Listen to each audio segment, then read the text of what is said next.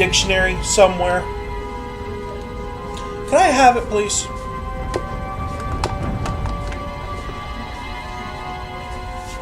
Let's press on. Okay, so, good morning. This is, episode 2 of what I'm assuming is going to end up being nearly daily. I don't know how this is going to be patterned out. Series of events where I get to rant, rave, and voice my concerns about some really annoying things. And this morning kind of irked me a little bit because I was watching last night's episode of Tim Pool's thing. I haven't finished watching it yet, so I don't know everything that was said. But it brought up something that I heard a little flimsy white kid in my college years ago say, that you can't be racist towards white people. Well, I have a family member right now, and a very, very reliable one, grabbing a dictionary for me. And we're going to look up the meaning of that word. We're going to have a little discussion about it because I think it's high time someone called out the BS associated with its use. This is the Webster's New World Dictionary for school and office, and it was released. There's nothing to be gained by standing here. Let's move on. Man, this is an old one. 1967 copyright. Alright. R.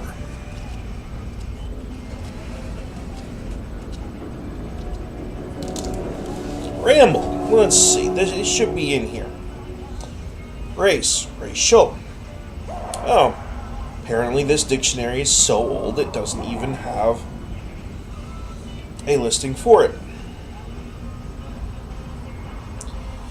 It does have one for race and racial. Racism. Racialism. The practice of racial discrimination or persecution. Racial. A characteristic of a race, ethnic group. Race. And in any of the three primary divisions of mankind as distinguished especially by skin color. Any geographical, national, or tribal ethnic grouping, any distinct class of people. So, there's nothing to be gained by standing here. Let's move on. You can find the word racist, but racism is the act of discrimination or persecution based on the color of one's skin. Now, here's where I take an issue with saying that you can't be racist towards white. You absolutely can be racist towards white. You can be racist towards the color green. If someone's sitting there turning green because they had something wrong. Oh, I don't like the color of your skin. That's racism. It's very dumb racism, but it is there. Now, let's have a little discussion about this, shall we? As a child, I grew up in Bush, Alaska. I was one of maybe, 2, 3 white kids in the whole town that we lived in at one point in time. Now, to sit here and to say that I was not looked upon differently or treated differently because of my skin color would be, it'd be a thing. So, I woke up this morning to a video of what was effectively an anti-white hate group tap dancing on the grave of the economy of the United States in the White House, which is supposed to be the most powerful office in the world. And this is our president's so-called Christmas celebration. Alright. That's got to be the most anti-American thing I've seen in a long time, especially around Christmas. Not only is it anti-American, I think it's kind of dumb of him not to vet the group as being a pro-BLM anti-white group who's constantly telling white people they either need to jump off a bridge or check their privilege. So I really think hard that this particular president is run by his advisors. He doesn't make decisions for himself, and neither does his wife, because if they did, no one with any amount of public relations knowledge would even remotely do this. This is so brain dead that it's not even funny anymore. Like, you have surpassed the amount of hilarity. Now, to continue the conversation about racism, because I know there's going to be some little lovely in the chat at some point, or comments of this video, who's going to go on a little tirade and say, you can't be racist against white people. So, I pulled out my phone. Let's see here.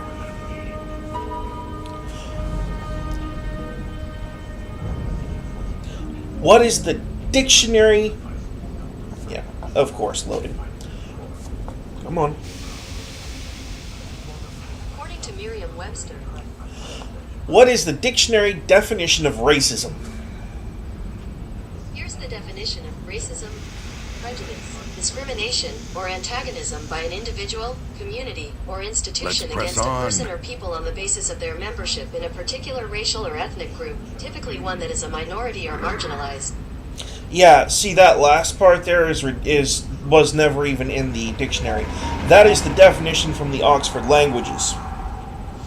But if you go back to the dictionary that the whole world has used from pretty much the dawn of time, there is no reference to the minority group, which tells you right there that the definition had to be changed to fit a narrative, which is a crock of shit. And we're gonna go there. And yes, I just cussed. I got an issue here. I got a really big issue with this.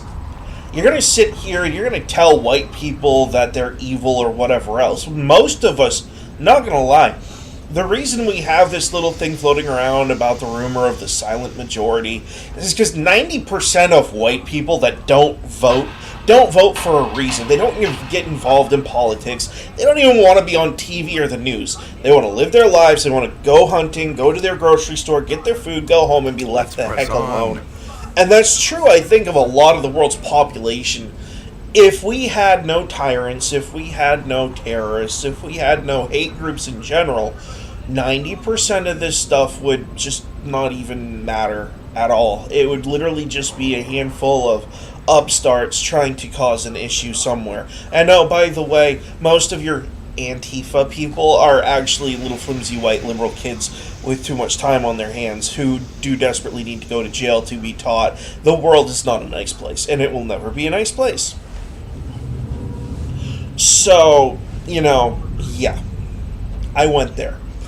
Also, gotta kind of call out the president yet again and his wife. Look, you are allowed to celebrate Christmas however you want.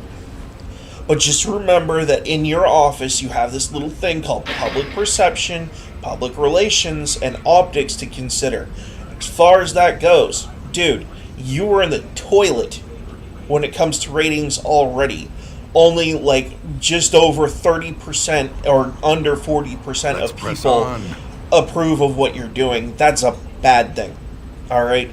If you're the president of the United States and you're running as an incumbent, that number should be up around 50 to 80%, somewhere in between those two numbers. The ideal president would be able to hold an 80% poll. At least one, even in his own party-controlled polling. Alright?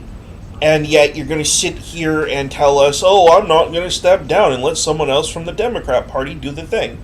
Well, guess what? Now it's too late. You can't shift focus to someone else because now you have made yourself the incumbent running president by not allowing people to debate you directly and basically let them tear you apart on stage. And you use the DNC and the majority shareholders, which is what they are. Alright, you want to call them by a different name of delegates. Let's openly admit what they are. They are shareholders that have bought and paid for individual votes on your committee. And I got some things to pick apart on the Republican side of things too. Miss Ronna McDaniels, oh man, she's in for a real roaster now. Back to Biden though, and you out of touch, out of date, knuckle dragging, brainless people, or you're corrupt, one of the two, in DC, think that for some reason we want these out of touch 80, 90-year-old men running our country. Not even touching the race issue for a minute here, because we did have a black president. It was Barack Obama, who drone struck civilians back when he was president, so I really have nothing good to say about that either. I think that actually, if Kevin Hart ran, I probably would have voted for Kevin Hart. If I was of age to vote. In fact, I probably would have been excited to vote for him at that point. But here's the thing. You've got a president whose advisors just don't care about optics at this point. Our president's son is under trial for several things that, if it were a normal person, the trials would have already been set in stone and done. There would have been no more anything associated with it. You'd already be going to jail.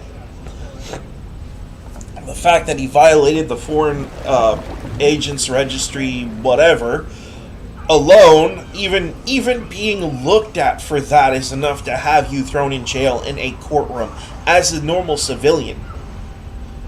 So you're going to sit here and tell me that what's happening to our president's son is somehow the way the rest of us would be treated? You're full of crap. Equal protection under the law also means equal enforcement. You want to sit here and talk about equality all the time? Little miss, oh, check your white privilege. Alright, let's check the legal privilege of the DC swamp for a minute and eyeball the fact that just because he's the president's son on something that the rest of us would absolutely get annihilated in the courtroom for. Like, you probably wouldn't even need any evidence that you did it, just hearsay. And they would throw the book at you in 2 seconds, throw you in a cell, and throw away the key. Alright? You're going to sit here and tell me that the president's son, who's going to do this stuff, and this isn't even touching the firearms law violation that he did that should not even actually exist in the first place. Look, I'm very pro Second Amendment. I believe in the right to bear arms. I own a couple myself, intend to own more at some point. I am very much against anyone trying to disarm a population. If you think the third world is disarmed, you're brain dead. Okay? The Sikhs keep a dagger on their person at all times. Think about that. That is a holdover from an ancient tradition that tells you that this kind of being armed at all times is not only a good thing, but a necessary thing for the mandatory operation of any sort of free state where you have the right to defend yourself.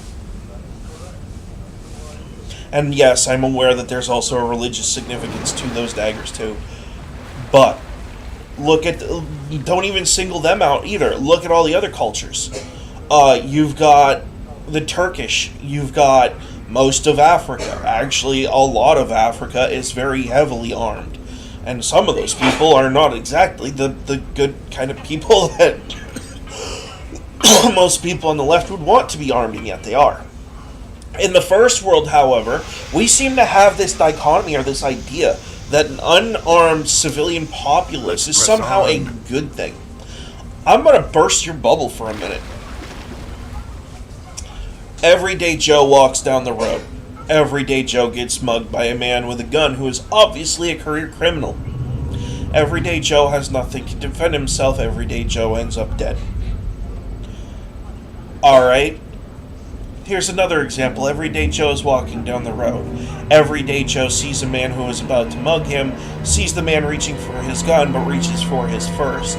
Everyday Joe walks home safe and alive while the other Everyday Joe is dead in the ground, and the mugger in the second scenario is either wetting himself, crapping himself, or wishing to God he hadn't in a hospital, or not wishing for anything because he's in a body bag. While you want to sit here and say, well, that's protection of property, blah, blah, blah, BS. If they're going to go after your property, there's a very high likelihood they're going to go after your life too. Arguing otherwise is stupid, brain dead. That is our left right now. These are the people arguing against you carrying a gun. They are brain dead.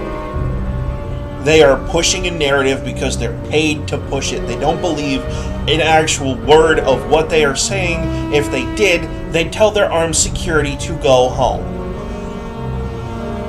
and stay home. And we all know that for a fact. Heck, half the people surrounding Chuck Schumer when he walks through an area either have a 9 on their hip or an MP5 tucked in their jacket somewhere.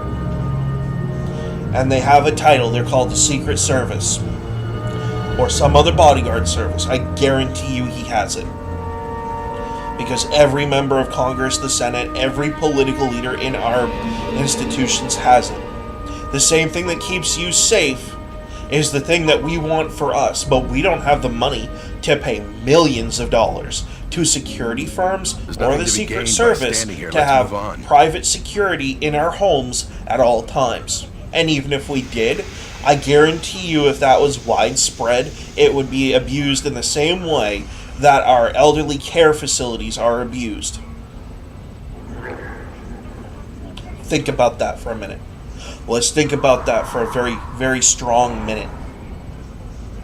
What it is the Democrats, they don't want you to have freedom. They want you to have a government minder watching your every move. Just like Soviet Russia used to try to enforce. Well, I had a newsflash for you there, Mr. I lead the Democrat Party, whoever you are. That's brain dead and stupid. We have too many people in this country to do that. You're not going to be able to do it. Even with technology the way that it is.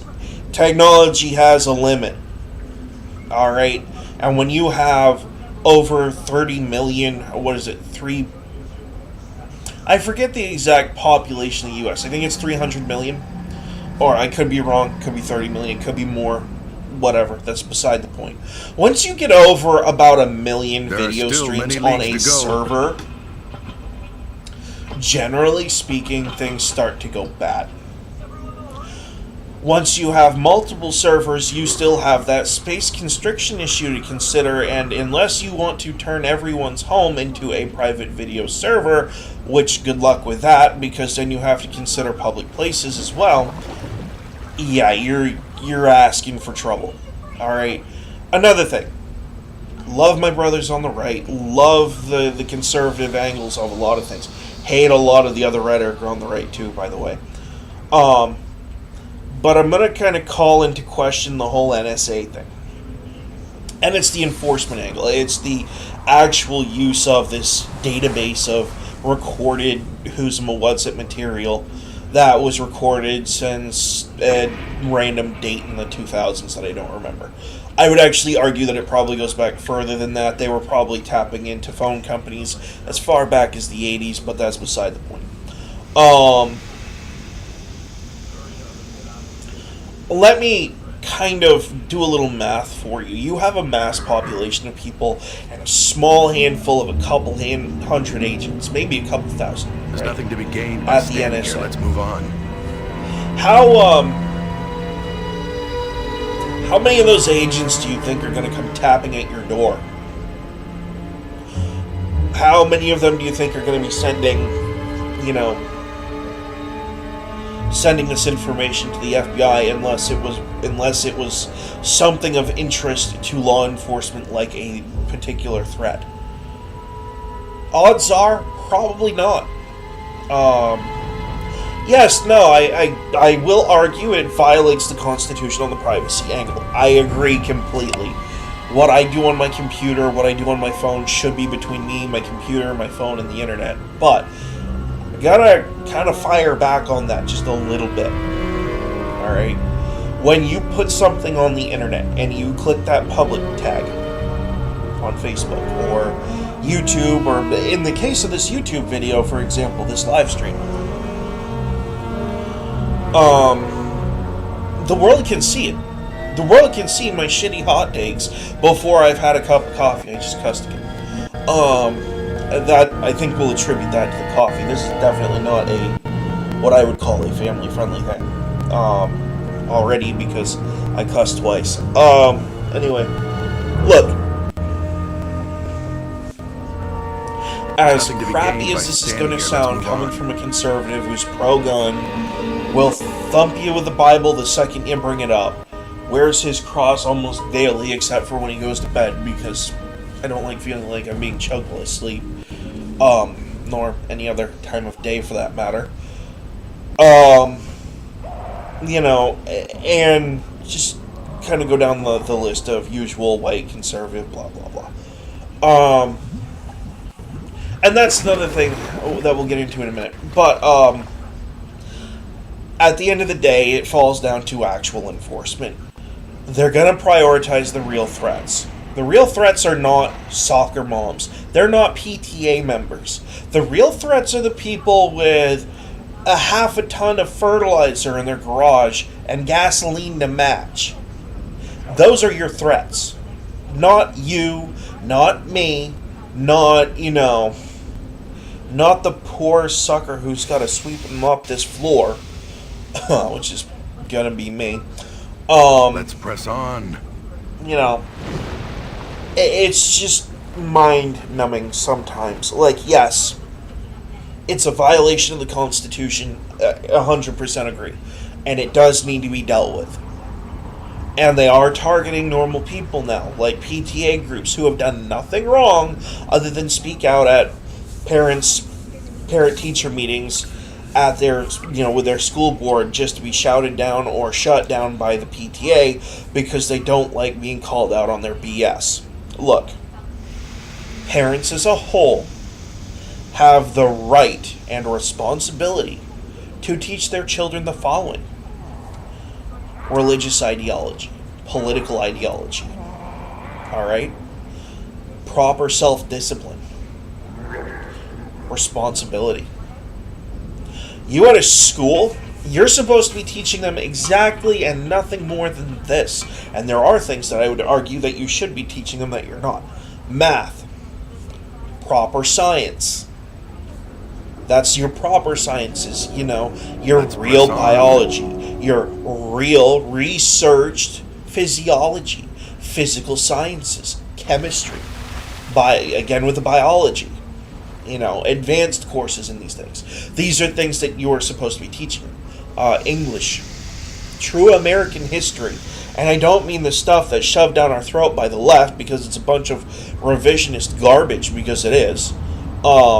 We all know what happened back in the Christopher Columbus thing, which, by the way, if you actually look at it, precedes the actual Constitution and founding of the United States. So therefore, the United States is not responsible for it. It kind of just goes on. You guys are going to sit there and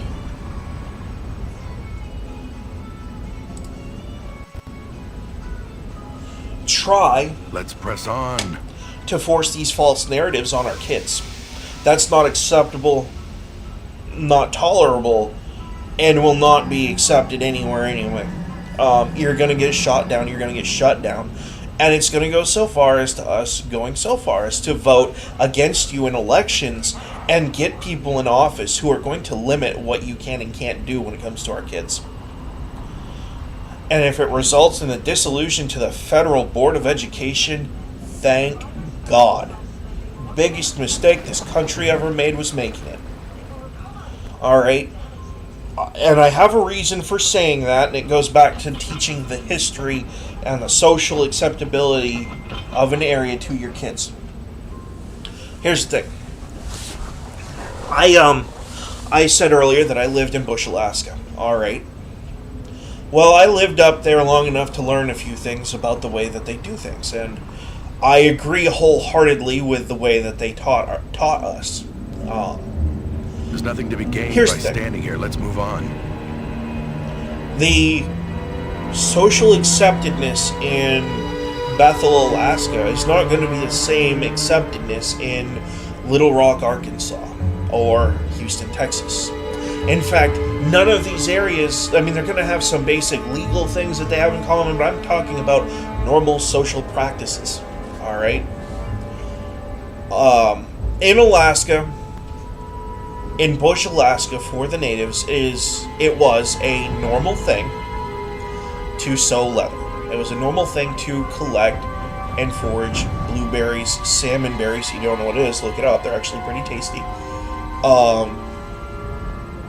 And pass on old stories from back in the day to their kids. All right. Some of them were weird stories. Some of them were great stories. A lot of them were your good old-fashioned Native American passed down by, or Native Alaskan passed down verbally to your kids stories that you don't really hear about too much these days. You don't see that in the lower 48. When you hear this stuff in the lower 48, it's met with skepticism and a bunch of logistical yada yada that in reality most people in Bush, Alaska don't really care about. So, There are still at many the end of leagues the to day, go. what this is going to result in is your kids embracing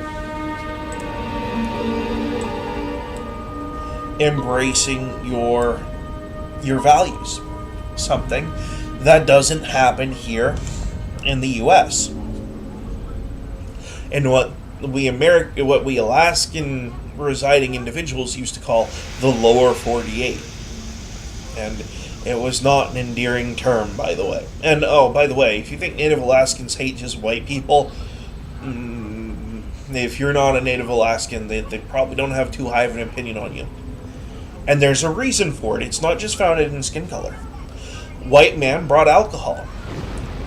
All the other skin colors brought a bunch of other drugs and BS that destroyed their culture. You talk to an Alaskan elder about this stuff and get them to reveal their true opinions. Oh boy. You'll wish you hadn't. I made the mistake of, as a child, making a silly juice joke in front of an elder with the other kids.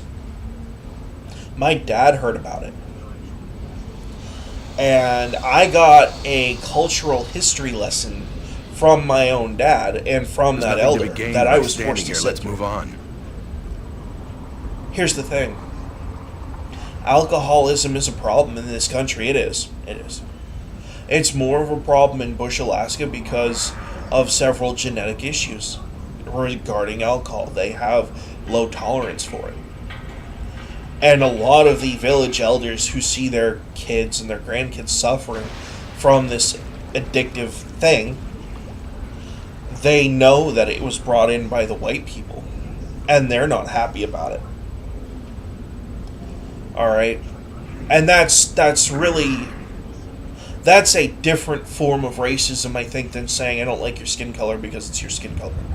That is you brought a poisonous substance into our culture and destroyed our culture. And it wasn't just a couple of them. Moonshine was a big thing back in the day. When you bring poison into a culture repeatedly, and you are a different appearance or skin color of the people that already exist there, when you are feeding these kids poison, what is effectively poison to them, do not expect the rest of the people that look like you to be accepted with open arms. It's not going to happen. It is a very primitive defense mechanism and a very effective defense mechanism that has preserved cultures and societies throughout the world for thousands of years. And you are not going to come up here and tout off about how all racism is bad. Although it is,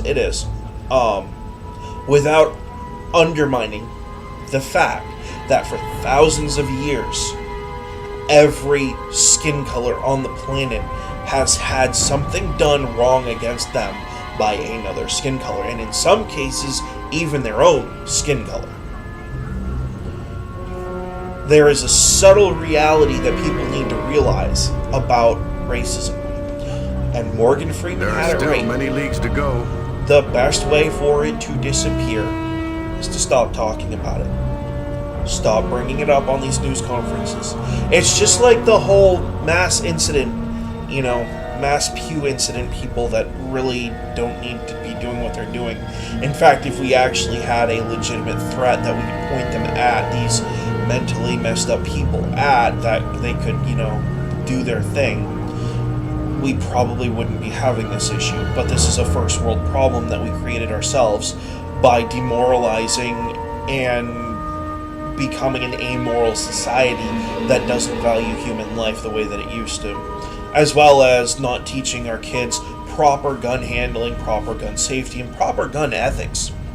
That's something that doesn't go around very much, is the ethics of owning a firearm. Well, we'll talk about that a little bit later, I think, too. Because I think that's that little subsection of what I just spouted off needs to be said, because it's not said anymore. Here's the thing. You can be racist against white people. Yes, we have a problem in this country. It's called mental health and a lack of moral framework. You could blame the tool all you want, but There are there it still is. many leagues to go. We have an incompetent president who is hiring a anti-white hate group, a racist anti-white hate group, to tap dance on the grave of the United States economy. We have a Democratic Party that is just wrecking whatever they touch and don't care because they're getting paid to do it. Follow the money. I guarantee you they're getting outside money from somewhere. We got a Republican Party who is probably just as paid to sit by and let it happen. And I'm looking at you, Ronna McDaniels. You are complicit. If it's someone you personally don't like because it doesn't fit in with your uniparty, you either defund them, deplatform them, or rail against them at every turn. You're despicable and disgusting. This two-party system, this is why the two-party system is going to work, is because of people like Ronna McDaniels and the chair of the DNC. These two people are your problem. This is what's going to wreck our country, is these two people.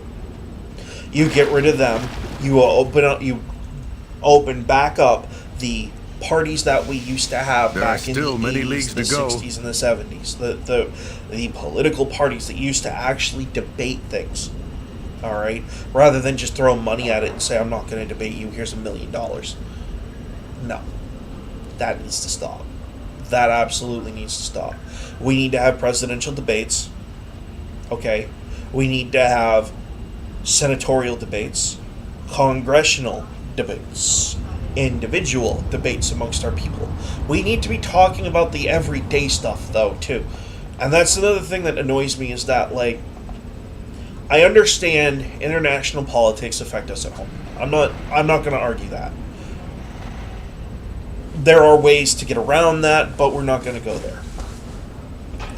But when you are prioritizing homelessness and lives in another country over the homelessness and lives in your own country, you don't need to be in public office. You need to be chairing a UNICEF-type charity organization. There are still many That's leagues what to those go. exist for in this country. Our political system needs to be focused on our homeless veterans, our drug crisis problem, our border, our police and law enforcement issues that we do have, and there are numerous, alright? I'm not going to say that they're not. Our simplifying our tax code, which, another thing on the taxes, we should be teaching our kids how to do their taxes in our country. You need to understand how to file your taxes in this country, and I think that should be a part of basic math once you get into your freshman year of high school. You need to be able to perform your own taxes. And I also think that the IRS needs to remove the liability for misfiling, because, let's face it, you knuckleheads already know what we make in a year. I know you do. Okay? I know it gets reported to you because it gets reported to you from my employer.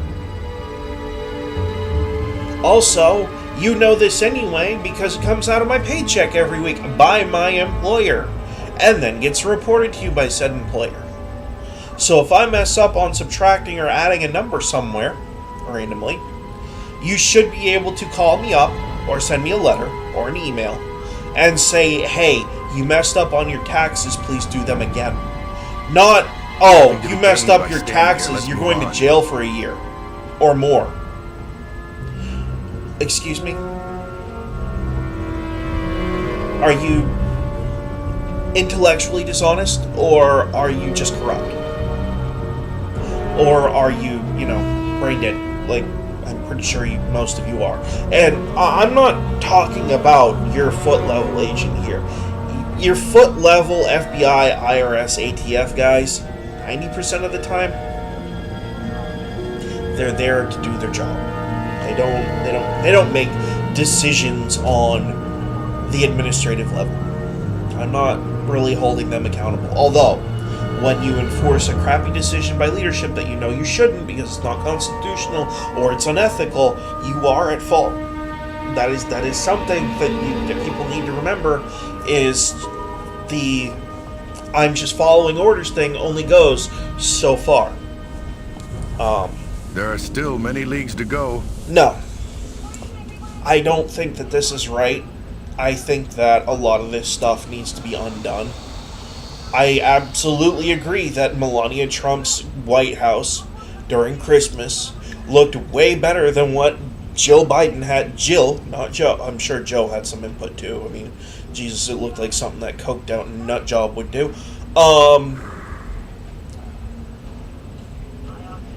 Yeah. And again, part of this before coffee series is just so I could vent frustrations and whatever else, and no one's probably going to see it, and if they do and agree with it, good for you, I guess. This is not me being the good YouTuber. This is me being the bad YouTuber. This is me espousing my politics and religion and getting annoyed with things because I haven't had coffee yet. The things that I normally wouldn't say, this is where that goes. There are still many leagues to go. So some of this stuff is going to be incoherent ramblings. I haven't had coffee yet. You want to hear real good, solid logic about some of these points? Let me get a couple cups in my system. And I will decimate you with facts. Everything from COVID conspiracies that are actually true to the connections that connect Jimmy Hoffa to the double agent work that he was doing for himself and ticked off both the mob and the FBI and ended up wearing cement shoes and never found his body. They found it. Yeah, they did. It was just he ticked off both sides and no one cared. Except for, the civilian populace, because, but that does go to show sort of the corruption of the overriding There's nothing to federal be gained by agencies standing that here. we Let's have. move on. And I'm not going to say the federal government as a whole, although there is, I think that lobbyists should be restricted on how much money they can give a candidate a lot harder than they are. I think that an individual should be able to submit a written letter, and it should be read by a candidate or their staff, and the ideas of which should be passed on to the candidate themselves. I think that, and even if you have to get a bunch of people to stack them up and have them read it and just write, commonly placed ideas, most common to least common, I think that would be probably the better way to serve your constituents. Do a poll. Do it. I actually do think that we have the infrastructure to do this, and I know that we do because Facebook does polls. YouTube does polls. I think that if you have agents of your campaign put out a poll There's nothing to be gained by standing of here. things Let's that move they on. want you to run on, I think that the people that I think that there should be a check on this too. You should have people making sure that you're not just getting trolled. But you need to start asking your constituents the important questions. Town halls are important. When was the last time you heard a Democrat hosting a town hall? Asking their constituents the important questions. You don't. You don't see that face-to-face visceral reaction to someone who is negatively affected by the tax code because their income taxes are wrecking their paycheck, and then they're not getting a tax return because of bad policy decisions. You're not seeing the face of the people who live in fear every day because they're afraid that their guns are going to get taken away. They're one line of defense because they live where there is no police department. You don't see the face of the city people who are living with a homeless encampment just down the friggin' road that is drawing in all kinds of drugs, violence, and just general bad misbehavior. You don't get to deal with them face to face. And when you do, you end up with reactions with what happened with AOC and Mayor Adams in New York. When they actually get confronted with it, they have no response because they know that they're in the wrong, and they have no way to deal with it. This is the mindset of someone who gets backed into a corner and doesn't have a way out because they ticked off everyone else in the room. Your open border has ticked off the country. Your gun policies have ticked off most of the country. Your idiot antics in the White House, which makes Trump's look totally bland and plain, have ticked off 90% of conservatives. And a decent portion of independents, too. Let's not forget about them people in the middle.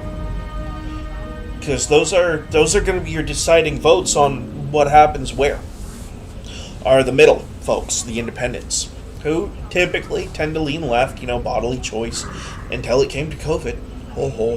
There are some in the middle that did do that, but you're going to say my body, my choice when it comes to abortion. But where was that logic when we were getting our friggin' trying to force people to get a COVID shot? Hypocrisy much? Now, let's get into the meat. The rants and ramblings are over. Let's get into the meat of this morning. I was playing Baldur's Gate, not the Baldur's Gate you're thinking of, the Forgotten Realms Dark Alliance Baldur's Gate. Really good game, good RPG. Started playing it on the PlayStation 2. Alright? And when I play a game, I'm usually listening and watching other things. Like, I usually have 2 other different audio sources going off in the background, right? So I'm listening to Tim Pool on YouTube, and they're going on about their normal day. Good. I recommend him, by the way. He's not afraid to bring on guests from any side or any angle. He just doesn't care. He'll bring them on anyway. As long as they're going to be intellectually honest and not just trolling and wasting his time, he'll bring them on. And that's great. That is a great platform strategy. It's also a great way to show people what the other side of their argument, or even what their own side of their argument is actually up to. Is to get a key figure from that angle into the room and ask them the hard questions. That's great. Those long-form videos, they might take up a lot of time, but if you're interested in what each party is doing at a given moment, tune into Tim Pool, listen to what they're saying casually. I guarantee you, if you got AOC into this chat forum like this, and maybe a little bit of drinks, because she'll try to manipulate without it, even with it probably. You gotta deal with this situation as a normal person. You can't go at it from a political left or right. Alright? You literally have to go at it like a neutral status reporter. And the best way to do that is to set yourself in a room with a group of people that have differing views and opinions, and ask this person questions.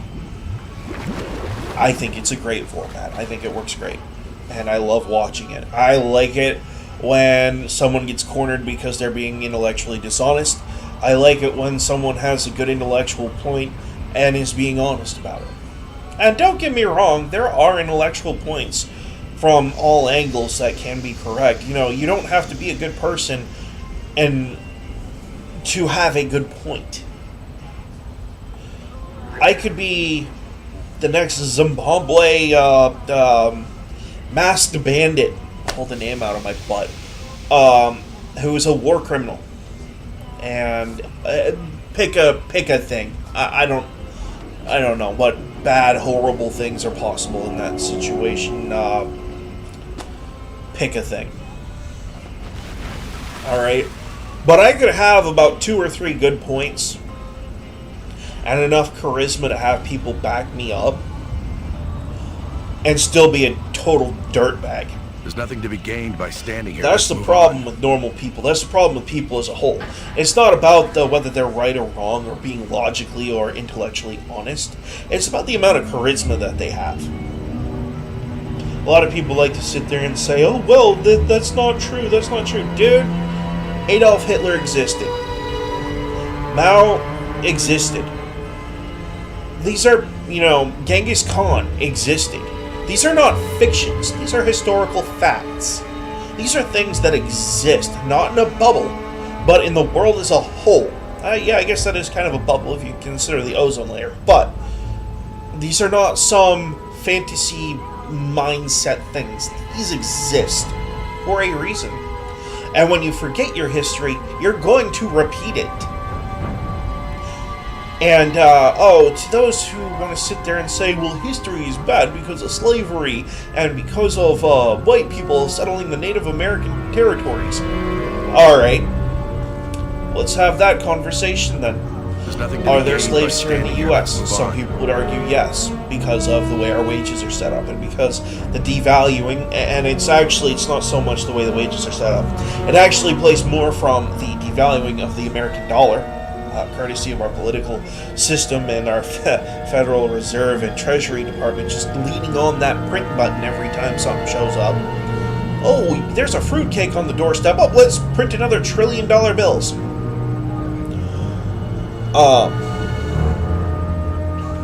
No, that is stupidity. You're going to argue slavery on that when it's actually a different issue. You're an idiot. When have we... well, actually, I guess you could kind of say that we tried to enforce our ideology in the Middle East, but, that was under the guise of WMDs, so I guess the official narrative matters somehow, right? No. I have a lot of criticism towards the right, too. That's one of the things about being a conservative is... and people don't understand this. I actually believe it. Here's the thing. There are still many I was leagues raised to go. in classical American, and that's not your classical American as in like the 1950s.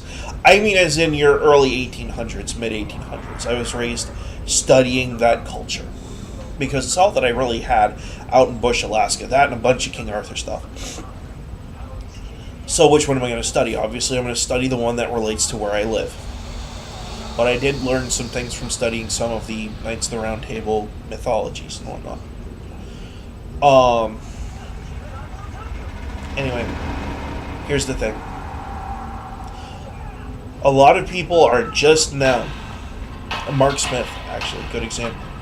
There are a lot of people in our legalistic and political circles that are just now starting to understand what the founders meant about the Second Amendment. The right of the people I'll actually pull up. Let's do this the right way. Let's do this the right way for this one. Let's go for it. Nope.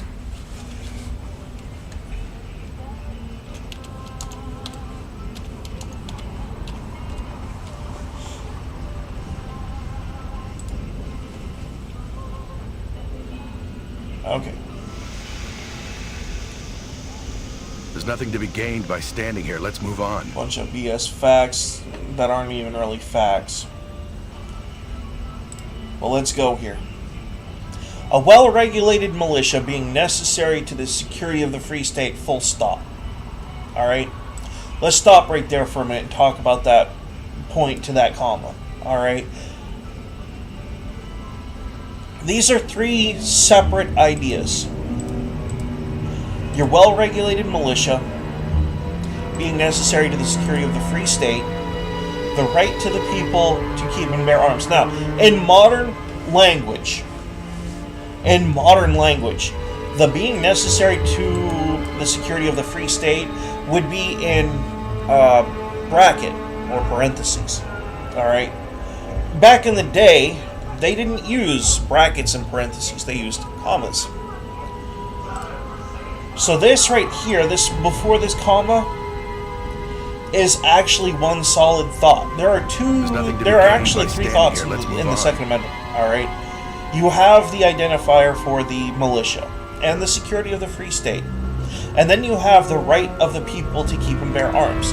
Now, there's a constant debate about who the people are, but in plain parlance, back in the day, people meant people in general. The people meant the people of these United States. There was a lot of pushback on this, by the way. They wanted to limit violent individuals because back then we had banditos and all kinds of bad people doing bad things with guns back then too.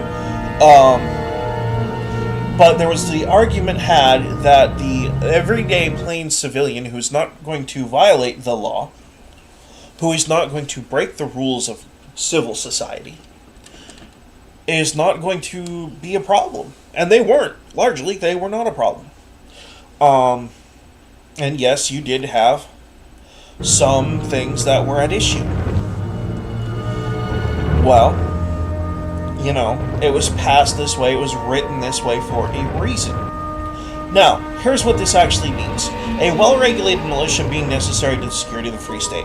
Alright, you have a group of armed civilians that are willing to fight for their free state. Check. The right of the people to keep and bear arms shall not be infringed. Alright, let's dissect that last part for a hot second. The right of the people to keep and bear arms means that you need to have an armed civilian populace, so when you throw up that red flag of, hey, we need an emergency militia because Red Dawn is happening, or pick a reason, the right of the people to keep and bear arms shall not be infringed. Alright, here's the thing. Technically speaking, when you cited the Pledge of Allegiance, when you've been born in this country and you have all your documents, it is not just implied, it is applied to your person that the Constitution applies to you and everyone in your near vicinity that is born and raised here or has been has gone through the complete legal immigration process and been basically read into the United States Constitution as a whole. This applies to everyone. This does not just apply to people that you want it to. This applies to everybody. And it was probably the best thing that could have been put into the Constitution of the United States, because without it, the Constitution is meaningless. We could get rolled over by Canada because they just said so. So, let's go over this again step by step. You're a well-regulated militia. That's pretty much everyone in the United States. If you're of capable and sound mind, and, well, not really sound mind because that's subjective. If you are physically capable of bearing a weapon, you are a militia. At that point in time, we were still at the point in time where if you were old enough to hold a sword or a gun, you had one. And, oh, by the way, that age was not 18. It was 12, 13, 14, 15, 16, 17, and 18 years old. Don't believe me, go back to the years of the Vikings when they used to give their kids the ability to carry a sword when they were old enough to lift it. That's been a normal thing throughout human culture. Right up until just recently. Actually, right up until we started saying, oh, you have to be 18 years old. I mean, there's always been an age limiter, but it was always a lot lower than what it is now. Now, that being said, we're also talking about a culture that was somewhat more violent than we are. Kinda not. Look, you can argue numbers versus percentages. Alright. And you could get into that argument too. We have a higher population than most of the countries that we are compared to when it comes to gun violence stats. We also have different ethical issues and different demographic issues than the places that we're compared to. In fact, actually, if you want to get technical, the United States as a country is only a faux country. Your actual countries at that point, it gets smaller. Those go down to your states. If you want to get down and technical and dirty about, how this is done, technically, the United States of America as a federal government is more akin to the European Union or the United Kingdom. It only governs, or better yet, we consider Europe a thing. We are more akin to that than we are a separate country. In fact, that's the way the Constitution is written too. That's why we have a 10th Amendment that says anything not listed in the Constitution of these United States is delegated to the individual states. That exists like that for a reason. Each state is supposed to be a country cooperative unto its own.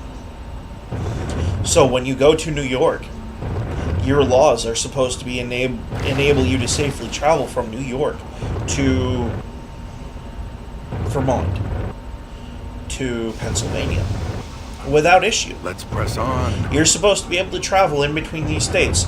And yet, New York is going to pass gun control laws that, by the way, violate the text of what's written here. Absolutely violate it. Especially the shall not be infringed part. 100% violation of the Second Amendment, which I think should invalidate their authority. But we'll see what the Supreme Court does. Because I'm really to the point now where I don't even know, when a state violates the Constitution, I understand that it makes the law that they violated the Constitution unenforceable. But what happens when they just keep bringing it up over and over and over again? Is there some consequence for that? That would be something that I'd love to have Mark Smith answer. Or someone. Does that just delegitimize their authority at some point? Or what happens? Questions I don't know the answer to.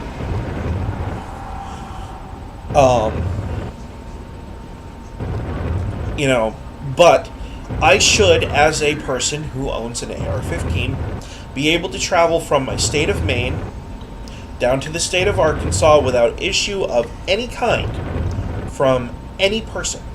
And before you say an AR-15 is a weapon of war, I'm going to remind you something.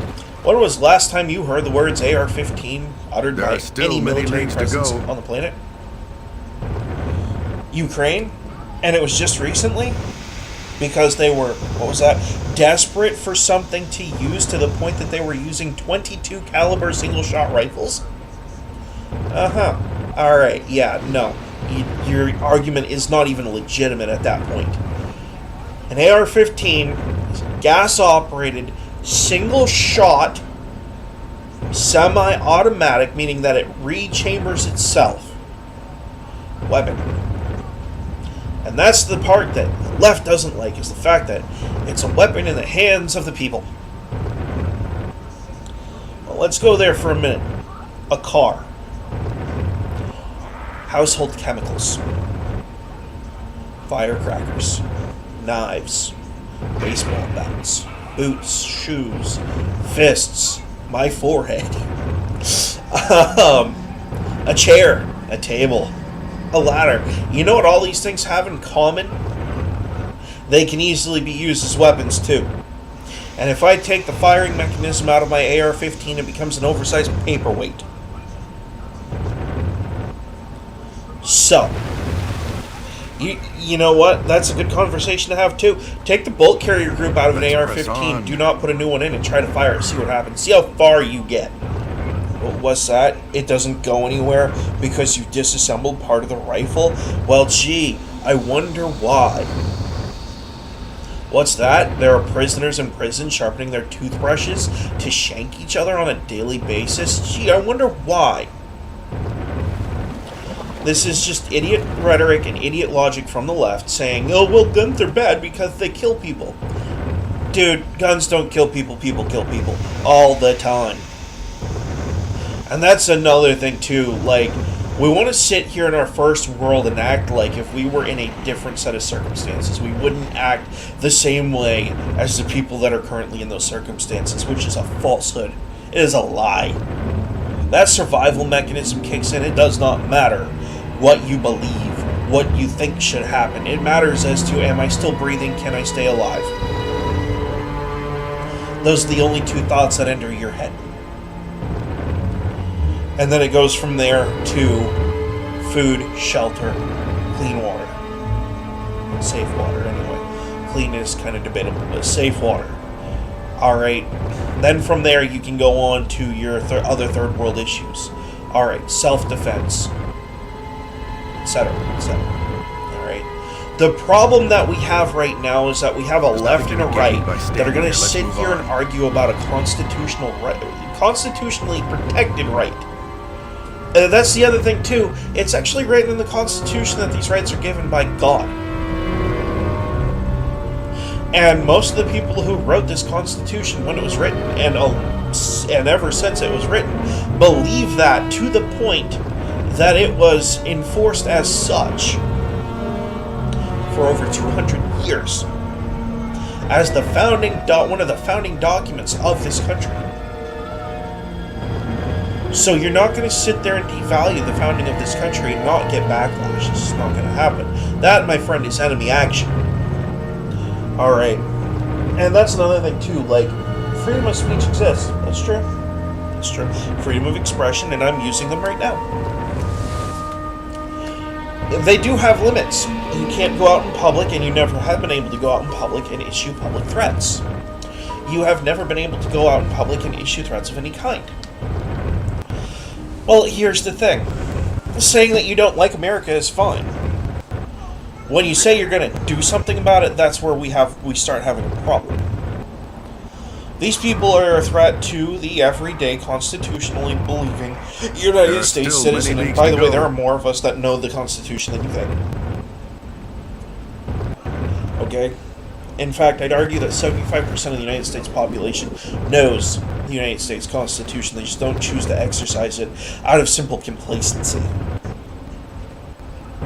Well, I think that complacency needs to come to an end, and people need to start waking up. And back to the free speech thing, you know what? It is not my responsibility, nor is it anyone else's, to handle your triggers. That is your issue. That is your thing to handle. The world does not exist to cater to you as a singular person. Plain and simple. And that's the thing people don't realize, is that majority of people want to be armed. They think that they should be. In fact, if you went over to these third world countries and you asked them the following question, if you had a stable government that you believed in, and they gave you the opportunity to be armed, to defend your home and country, would you do it? I guarantee you the answer would be yes. 95% of the time. Because that's really more what the Second Amendment's about when they say, you know, the militia. There's a part of an oath that every person in public office takes, and I'm not going to go with the constitutional bits, although that applies here. All threats, foreign and domestic. Alright? That plays into the Constitution as well, and a lot of people out there don't realize that. When someone takes public office, that Constitution exists to ensure that the person that's getting into office is also armed and capable of protecting themselves and managing their own life. Because if they can't protect themselves and they can't manage their own life, they'll never protect a country, state, or town, and they'll never be able to manage it. That's what that philosophy is. If you can't maintain self-protection, if you can't maintain self-management or self-discipline, you'll never be able to maintain management, discipline, or protection of anything beyond yourself. It's not like, it doesn't work like that. You need to be able to defend yourself. You need to be able to show that you can defend yourself and that you are capable. Many leagues to go. That is why, and I think that's an element. It's not the main element. I would argue that the main element to what I'm about to bring up is actually going to be the federal incentivization of fatherless homes. But that's monetary. Let's get into ideology for a minute. Let's really dig into it. Part of the reason that we have single homes. Part of the reason why we have such a child support issue in this country, which I don't necessarily agree with, but a large portion of why women leave men is because they don't feel safe. Alright? And you can sit there and say, well, having a gun shouldn't make people feel safe, blah, blah, blah. Actually, you'd be surprised. Having a gun and knowing how to use it and being responsible enough to use it correctly will make someone feel a lot safer than being disarmed and weak. It is a sign of weakness to be disarmed, and that is something that goes back to basically the founding of humanity. A woman isn't going to go with some scrawny little weakling who can't defend himself. She wants the big caveman with the big club and the biggest rock and the biggest stick. You know, she wants that many leagues to go. Big guy who she thinks can protect her. That's primal. That's not, you know, a lot of people like to say that's sexist. No, that's primal humanity. That's instinctive. That is instinctual. You're not going to take away almost a couple million, or if you're biblical, a couple thousand years of ingrained instinct. It's not going to happen. You're stupid. That's what it is. It's not the rest of us who are immoral and wrong. You're just stupid. Because you don't see the way things are. I'll put it another way so you can understand it. Do you know why there's an alpha in a pack of wolves? Do you know why the alpha is the primary source of genetic material moving forward? It is because the alpha has shown that he is the strongest. He is the most capable. The only thing that the gun did was level that playing field. There are still many leagues It made to it go. so the scrawny and weak could defend themselves just as easily as the strong. That's the only thing the gun did. And what we have now is a bunch of rich, powerful elitists who want to sit here behind their wall of security and say that we don't have the right to defend ourselves, but they do. That's what this is. This is literally as tribal as that. Okay? And there are foreign powers, I'm sure, that are funding this because they realize that if they can disarm the United States, then they can own the planet, basically. And that's what it is. If they can disarm us in the United States, where it's ingrained in our Constitution and our society, then they can do it to anybody. That's why they're doing it. That's why there's a push from these people to do it. That's why the left, when you take off the mask and follow the money, you see that they're just intellectually dishonest, corrupt, or useful idiots. They don't actually believe what they're saying. They think that they do, but they really don't. And when you confront them on the facts that we're better off being armed than we are disarmed, they have no answer for that because they just don't. There isn't an answer for it because it's just a fact. You are better, you are safer. Even if it's a knife, a pocket knife. Dude, literally. Do you know how much of a deterrent a massive, like, 6-inch blade hanging off of your freaking waistband is to a potential threat? They're gonna look at that and they're gonna think, maybe we should just let this guy keep walking. And look at what the next one provides. And the thing about the Second Amendment that I like is that it was written with the intent that every person has that big stick. And I love the way that it was phrased. I forget who said it, but talk softly and carry a big stick is the intent that the Second Amendment was written under. You carry the biggest stick you can, which is a firearm. In this case, when we come out with laser weapons, we're going to have a real fun time with that one. Oh man, I can see it now. That's going to be funny. Anyway,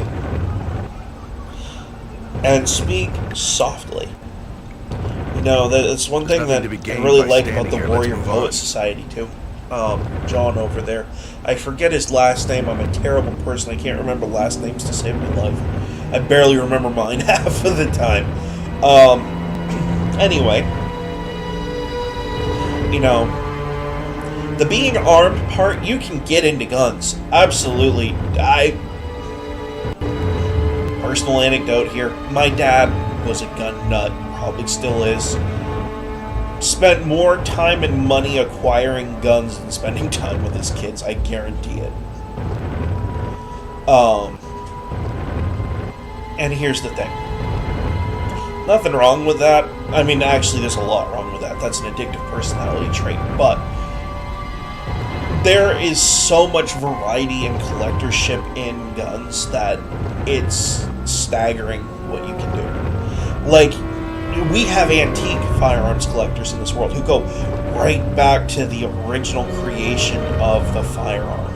And they have, like, the old style wood cannons. Let's and press on. just the off-the-walls insane stuff, who go, like, dig through history books to try to figure out what the first of the first was, and try to either duplicate, replicate, or obtain the original.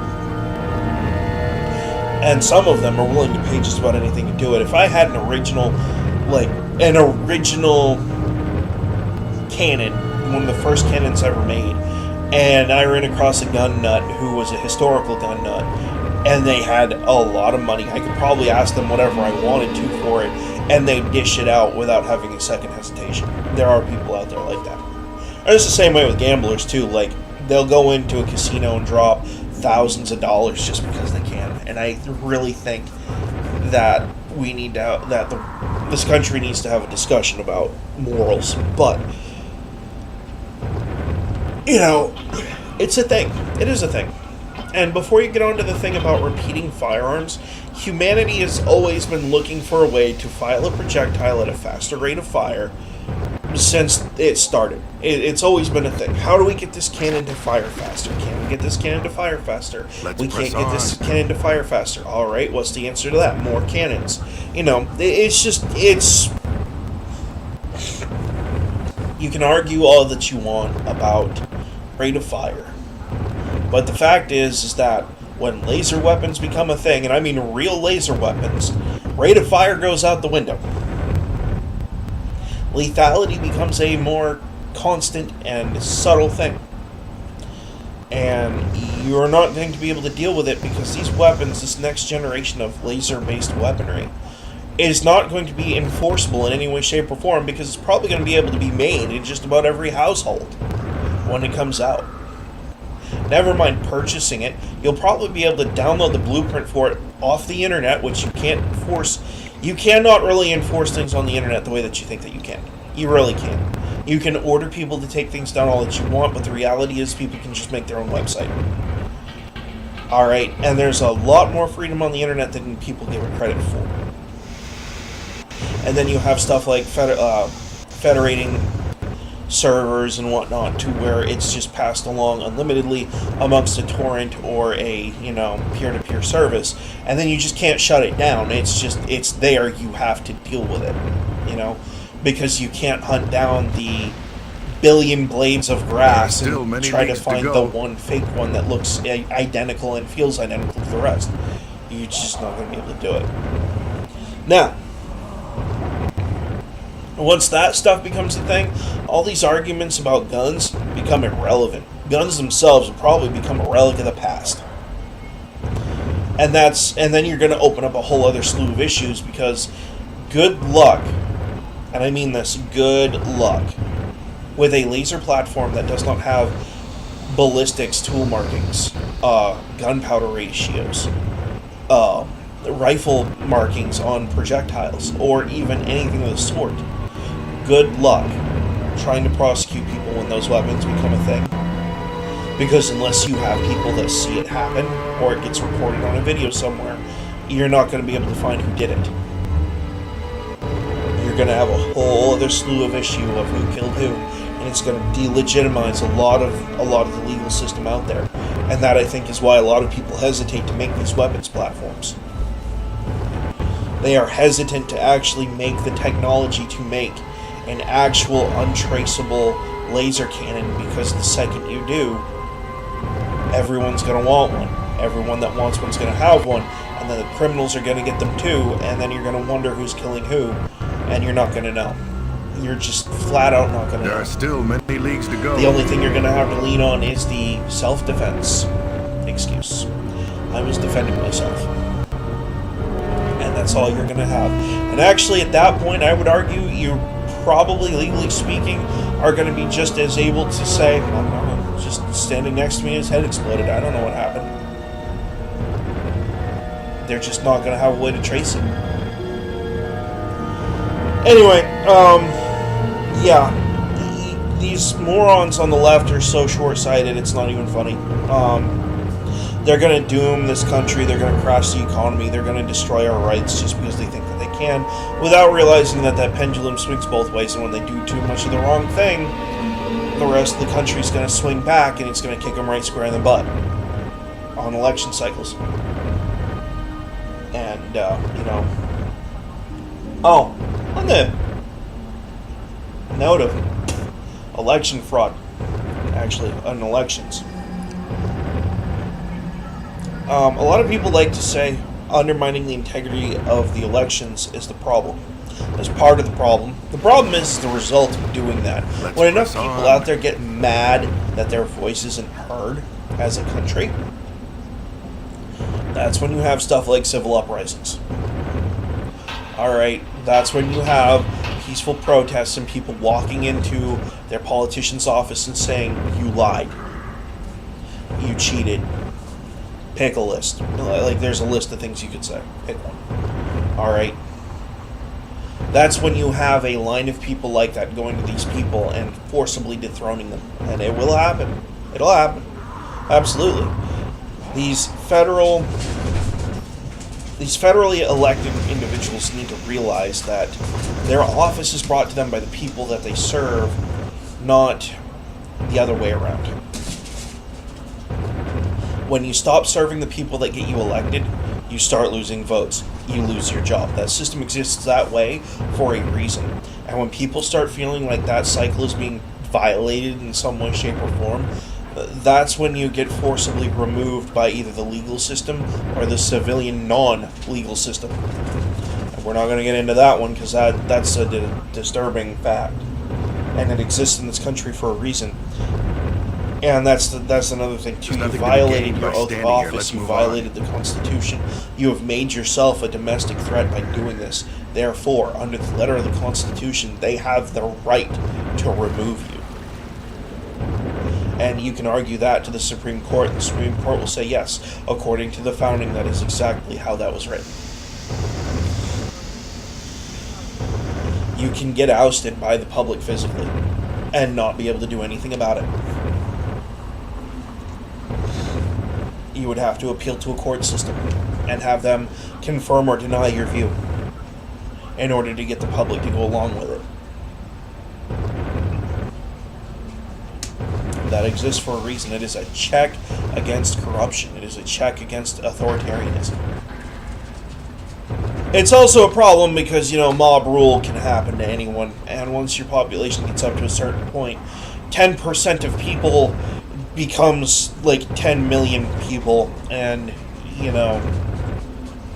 unless you have the other another 10 to 20 million people against the 10 million that are vocal against somebody, you could get ousted by a minority actually pretty easily as well. And that's why we try to do things through the legal system in this country, because then we have precedent for, dude, you're gonna shit on your toy.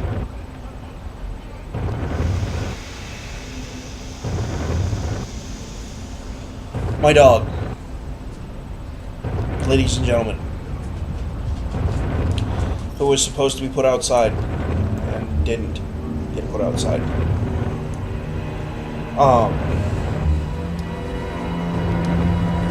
Yeah, that's gonna be in the live stream too. That's funny. Oh man.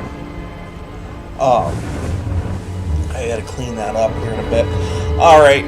But anyway, yeah, this country's heading down the toilet unless we do something about it. People need to get out and vote. People need to make sure that they're voting in their local elections and make sure that their elections are secure. They do. You do. You need to vote for the people that are going to secure your elections, not the people that you agree with ideologically. That's just the way that it is. Those local elections are more about protecting the process. Focus your ideology on the bigger elections, like your presidential and Senate and stuff.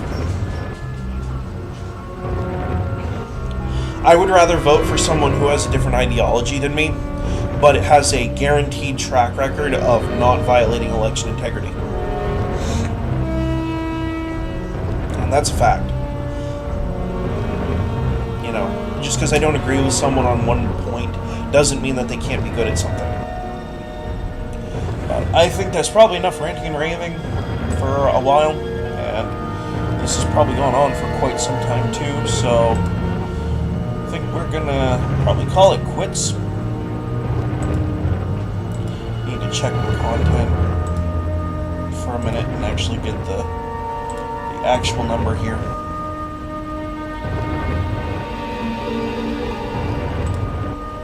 I think we're gonna probably call it quits. Need to check the content. Yeah, I've been on here for about an hour and 20 minutes.